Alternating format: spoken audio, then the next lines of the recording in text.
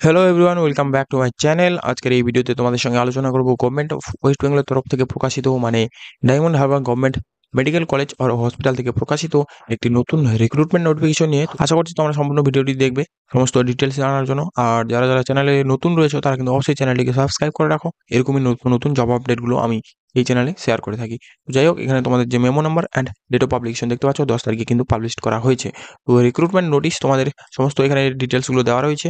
আর বাকি এখানে 1 নম্বরে তোমাদের সিলেকশন প্রসেস রয়েছে। এখানে সিলেকশন তোমাদের কিন্তু 3টি স্টেজে হয়ে থাকবে। ফার্স্ট স্টেজ তোমরা দেখতে পাচ্ছ academic score and technical qualification, work experience এই সমস্ত বিষয়ের উপর থাকবে। অ্যান্ড তোমাদের যে প্র্যাকটিক্যাল এক্সাম রয়েছে 2য় নম্বরে, সেটা দেখতে পাচ্ছ কম্পিউটার স্কিল, মানে তোমাদের বেসিক্যালি যে এমএস অফিস আর ডেটাবেস ম্যানেজমেন্ট এর উপরে 40 মার্কস থাকতেছে। আর ভাইবার উপরে তোমাদের 10 মার্কস থাকতেছে।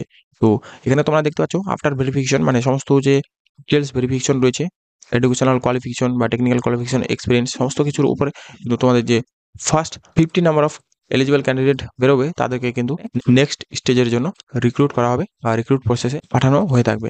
আর এরপরে তোমাদের যে এজ লিমিট তোমরা দেখতে পাচ্ছ 21 থেকে 40 হতে হবে। আর 1/1/2024 অনুযায়ী কিন্তু তোমাদের এজটা ক্যালকুলেট করা হবে। এরপরে তোমাদের 2 নম্বরে ডিস্ট্রিবিউশন অফ মার্কস রয়েছে, সেটা তোমরা দেখতে পাচ্ছ। এখানে সমস্ত ওয়েটেজ দেওয়া রয়েছে আর কেমন ওয়েটেজ রয়েছে। তো মাধ্যমিকের উপর তোমাদের 10 মার্কস অ্যান্ড এইচএস বা হায়ার সেকেন্ডারির উপর তোমাদের 10 মার্কস অ্যান্ড তোমাদের গ্র্যাজুয়েশনের উপর কিন্তু কোনো রকম ওয়েটেজ নাই। আর তোমাদের ডিগ্রি, ডিপ্লোমা সার্টিফিকেট যে রয়েছে টেকনিক্যাল কোয়ালিফিকেশনের সমস্ত কিছু কিন্তু অবশ্যই সেন্ট্রাল আর স্টেট গভর্নমেন্ট এফিলিয়েটেড হতে হবে। এখানে তোমাদের ডিগ্রি থাকলে 20 অ্যান্ড ডিপ্লোমা থাকলে 15 অ্যান্ড সার্টিফিকেট থাকলে তোমরা 10 মার্কস পেয়ে যাবে।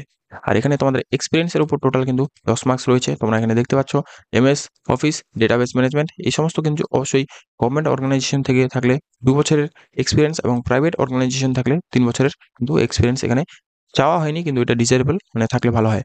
আর এরপরে তোমাদের যে ক্যালকুলেশন রয়েছে মার্কসের, সেটা তোমরা দেখতে পাচ্ছ 2.5 marks for each complete year will calculated for government organisation. তো গভর্নমেন্ট অর্গানাইজেশনে যারা এক্সপিরিয়েন্স গেইন করছো তাদের ক্ষেত্রে কিন্তু 2.5 মার্কস প্রত্যেকটি বছরের ক্ষেত্রে, অ্যান্ড প্রাইভেট অর্গানাইজেশনের ক্ষেত্রে 1.5 মানে 1.5 মার্কস করে তোমরা পেয়ে থাকবে।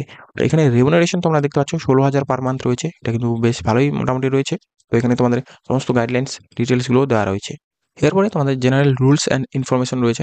তো এখানে সমস্ত অরিজিনাল ডকুমেন্ট লাগবে সেগুলো বলা রয়েছে ভেরিফিকেশন করার সময়। তো এখানে কি ডকুমেন্ট লাগবে সেগুলো বলা রয়েছে, photo proof and proof of address. এইভাবে তোমাদের এজ প্রুফ, মার্কশিট, সমস্ত সার্টিফিকেট অ্যান্ড যে এক্সপিরিয়েন্স নলেজগুলো রয়েছে সেগুলো সার্টিফিকেট লাগবে। আর তোমাদের অনলাইন পোর্টাল তোমরা দেখতে পাচ্ছ, এই অফিসিয়াল পোর্টালেই কিন্তু তোমাদের অ্যাপ্লিকেশন করতে হবে। আদার্স কোনো মোডেই কিন্তু তোমরা অ্যাপ্লাই করতে পারবে না, বা অ্যাপ্লাই করলেও রিজেক্ট হয়ে যাবে। এটাই মেনলি বলা রয়েছে। আর এরপরে তোমাদের বলা রয়েছে যে একবার যদি সাবমিট করে ফেলো তারপর কিন্তু কোনো রকমের মডিফিকেশন তোমরা পাবে না, মডিফিকেশন উইন্ডো এখানে দেওয়া নেই। এরপরে ইম্পর্টেন্ট ডেটস তোমরা দেখতে পাচ্ছ অনলাইন রেজিস্ট্রেশনের। তো 12 থেকে তোমাদের 22 তারিখ পর্যন্ত কিন্তু এটা ডেট রয়েছে। তো হাতে কিন্তু কিছুদিন সময় রয়েছে। যারা যারা অ্যাপ্লাই করতে চাও বা যারা যারা এলিজিবল রয়েছে তারা কিন্তু অবশ্যই অ্যাপ্লাইটি করতে পারো। বিকেল 4টা পর্যন্ত সময় রয়েছে। অ্যান্ড লাস্ট ডেটটা তোমাদের দেখতেই পাচ্ছ 22/12/2024 রয়েছে। এখানে বাকি সমস্ত ডিটেলস দেওয়া রয়েছে, কি করলে কি হবে। মানে এখানে তোমরা যদি ইনকমপ্লিট বা রং এন্ট্রি দিয়ে থাকো তাহলে কিন্তু ক্যান্সেল হয়ে যাবে তোমাদের অ্যাপ্লিকেশন। তো ডিসিশন ফাইনাল যে সিলেক্ট করা হবে সেটা সিলেকশন কমিটির উপর ডিপেন্ড করছে। আর কোনো রকমের ট্রাভেল অ্যালাউন্স দেওয়া হয় না। এইভাবে সমস্ত ডিটেলসগুলো এখানে দেওয়া রয়েছে। এগুলো বেসিক্যালি তেমন কিছু না। তো এখানে তোমাদের যে অফিসিয়াল ওয়েবসাইট তোমরা দেখতে পাচ্ছ dhgmc.edu.in, এই অফিসিয়াল ওয়েবসাইটে কিন্তু তোমরা টাইম টু টাইম ভিজিট করতে পারো যে ইনফরমেশন আপডেটগুলো রয়েছে সেগুলো পাওয়ার জন্য। তো যাই হোক, এই হচ্ছে সমস্ত ডিটেলস আজকের এই নোটিফিকেশন নিয়ে। তো এখানে লাস্ট অফ দ্য পয়েন্ট, এখানে তোমাদের বলা রয়েছে যে দুটো কিন্তু ভ্যাকেন্সি রয়েছে। তোমরা দেখতে পাচ্ছ নাম্বার অফ পোস্ট দুটো রয়েছে। এটা কিন্তু অবশ্যই ডেটা এন্ট্রির ক্ষেত্রে। আর এখানে তোমাদের রিক্রুট করা হচ্ছে ডায়মন্ড হারবার যে গভর্নমেন্ট মেডিকেল কলেজ রয়েছে সেখানে। আর এখানে তোমাদের কিন্তু অবশ্যই টেম্পোরারি বেসিস বা পিওরলি কন্ট্রাকচুয়াল বেসিসে রিক্রুট করা হচ্ছে। আর তোমাদের কিন্তু পিরিয়ড রয়েছে 1 ইয়ার। আর প্রত্যেকটি রিনিউ প্রসেস হবে তোমাদের যে স্যাটিসফ্যাক্টরি পারফরমেন্স রয়েছে সেই বেসিসেই।